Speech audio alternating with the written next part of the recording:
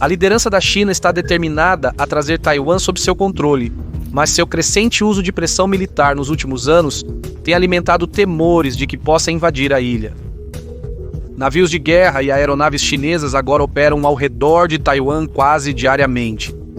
No entanto, como uma grande potência com considerável influência diplomática, econômica e militar, Pequim tem uma série de outras opções para tomar a ilha sem sequer precisar invadi-la.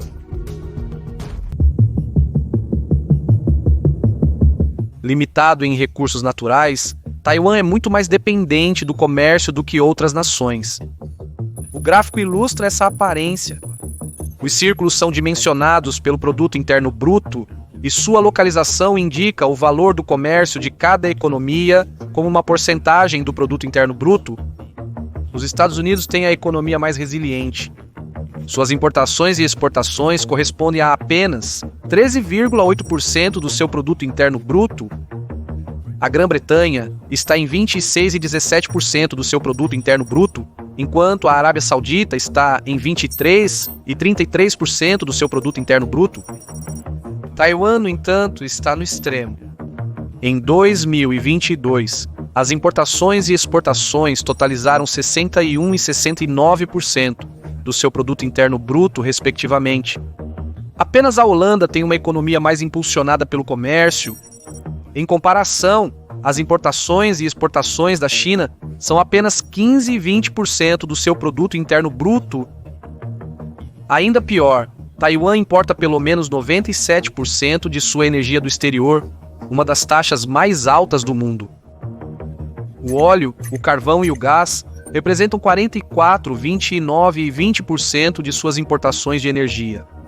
No entanto, seus estoques estão baixos. Taiwan só tem 5 meses de reservas de petróleo bruto, 1 mês de reservas de carvão e menos de 2 semanas de reservas de gás natural para geração de eletricidade. Isso não é muito para se basear. Mais importante do que ter eletricidade é garantir que as pessoas tenham comida suficiente. Taiwan importa até 70% de sua comida e sua dependência aumentou ao longo dos anos à medida que a dieta das pessoas se tornou mais diversificada. Se as importações fossem interrompidas, os estoques de alimentos de Taiwan durariam cerca de 1 ano. Então, enquanto a geografia da ilha lhe dá defesas naturais, também tem desvantagens. Diferentemente da Ucrânia, Taiwan não pode ser reabastecida por fronteiras terrestres. Para os formuladores de políticas chineses, essa vulnerabilidade vale ser explorada.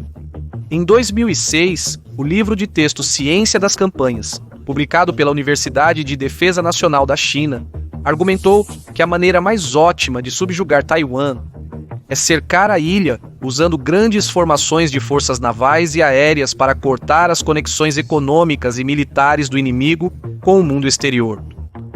Eles estão falando sobre um bloqueio, projetado explicitamente para cortar o comércio, energia e outros recursos necessários para sustentar a economia de Taiwan e a população de quase 24 milhões de pessoas.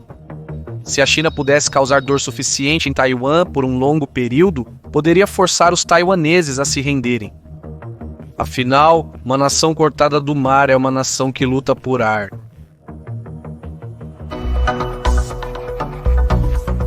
A violência existe em tons do invisível ao inegável. A guerra na Zona Cinzenta está na extremidade dessa escala. Suponha que algum tipo de incidente aconteça no Estreito de Taiwan, Pequim poderia usar isso para instigar um bloqueio na Zona Cinzenta. Sob o pretexto de uma missão humanitária ou alguma operação de aplicação da lei, a China poderia estabelecer uma zona de quarentena que cobre Taiwan e definir novos termos para quem pode entrar e sair delas. O objetivo disso seria coagir empresas e governos a se submeterem aos termos da China e, ao fazer isso, minar as reivindicações de soberania de Taiwan. Além disso, ao contrário de uma invasão, um bloqueio na Zona Cinzenta não seria necessariamente interpretado como um ato de guerra. Este último ponto é crucial. Se a guarda costeira chinesa liderasse, ao invés de sua marinha, a América acharia mais difícil intervir militarmente do que em uma invasão direta. Então, em caso de um bloqueio, navios de aplicação da lei e civis desempenhariam um papel fundamental. A Guarda Costeira da China e a Milícia Marítima estariam entre as principais. Se a China impusesse um bloqueio, começaria anunciando publicamente uma inspeção aduaneira para todos os navios de carga e petroleiros entrando em Taiwan. A Guarda Costeira Chinesa estaria autorizada a embarcar em navios, realizar inspeções no local e questionar o pessoal. As empresas não conformes teriam seu acesso ao mercado retirado. À primeira vista, essa abordagem pareceria inocente.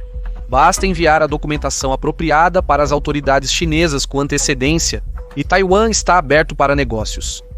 Nada demais. No entanto, ao cumprir, Taiwan efetivamente perderia sua soberania e entraria em uma lenta rendição. A China nem precisaria selar toda a ilha para atingir seu objetivo.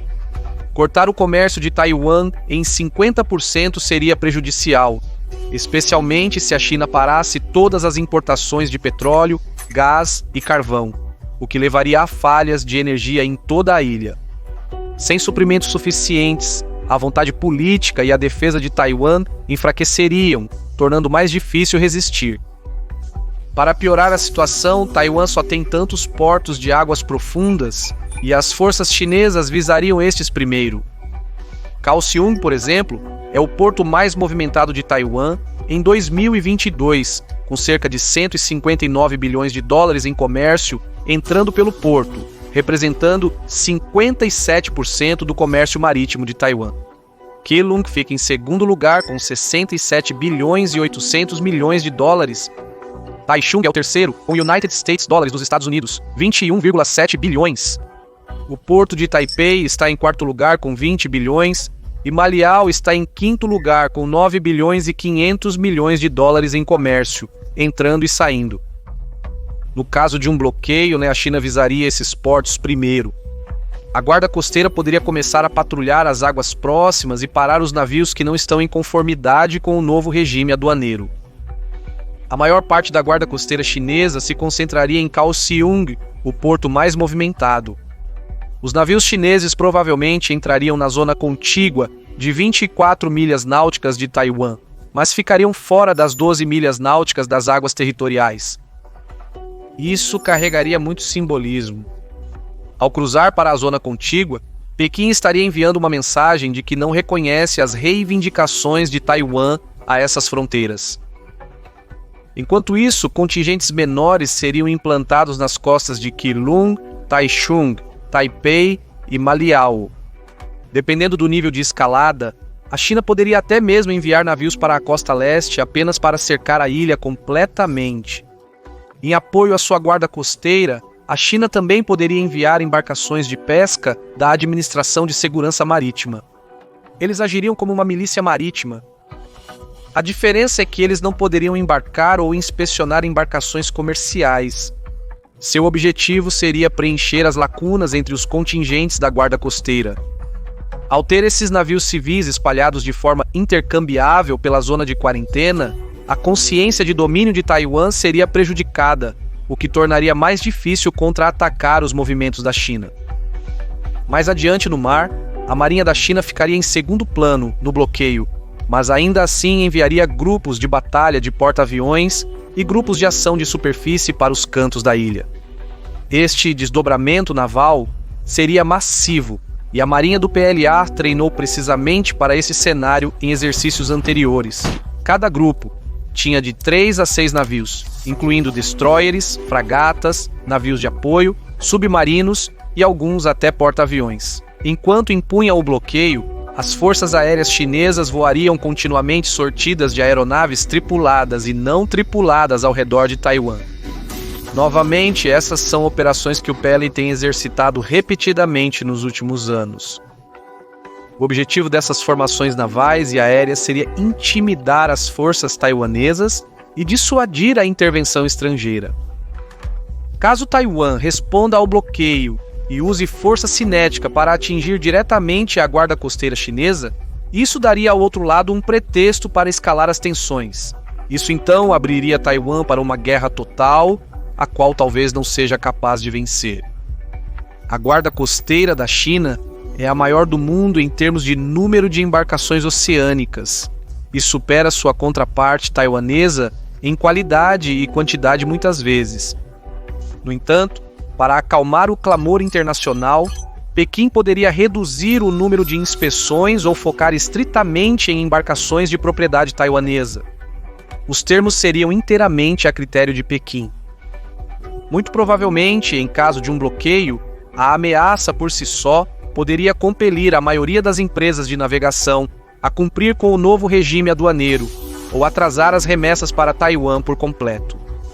Em geral, no entanto, o objetivo da China seria coagir a maioria dos navios estrangeiros a se submeterem às novas regulamentações, mas fazer isso um pouco abaixo do limiar de conflito que levaria os Estados Unidos da América e seus aliados a socorrer Taiwan. Se o bloqueio pela guarda costeira não for suficiente para fazer Taiwan ceder.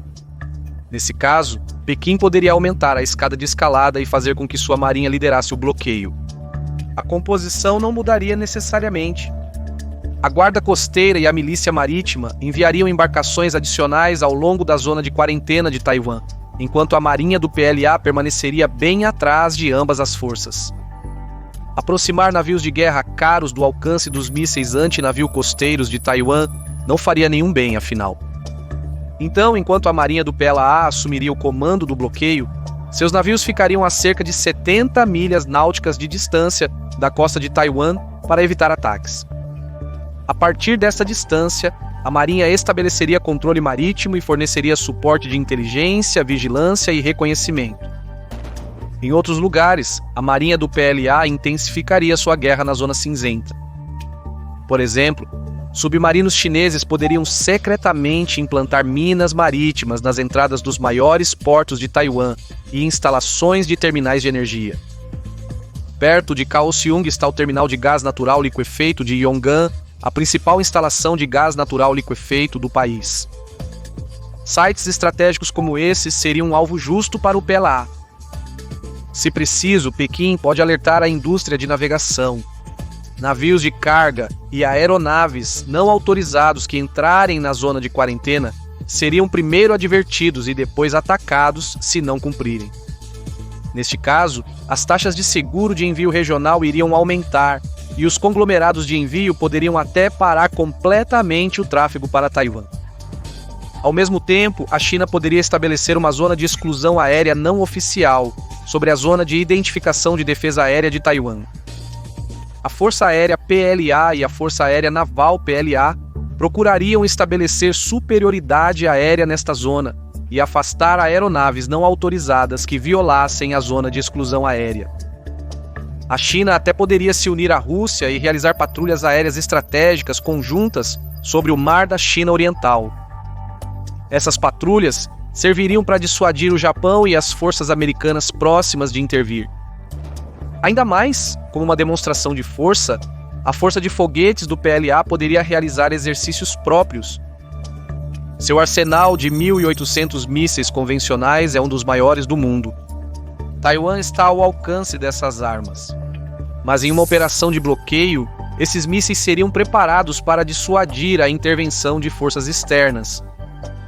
Enquanto isso, do continente, a China poderia conduzir ataques cibernéticos visando as comunicações e sistemas financeiros de Taiwan na tentativa de isolar a ilha do resto do mundo.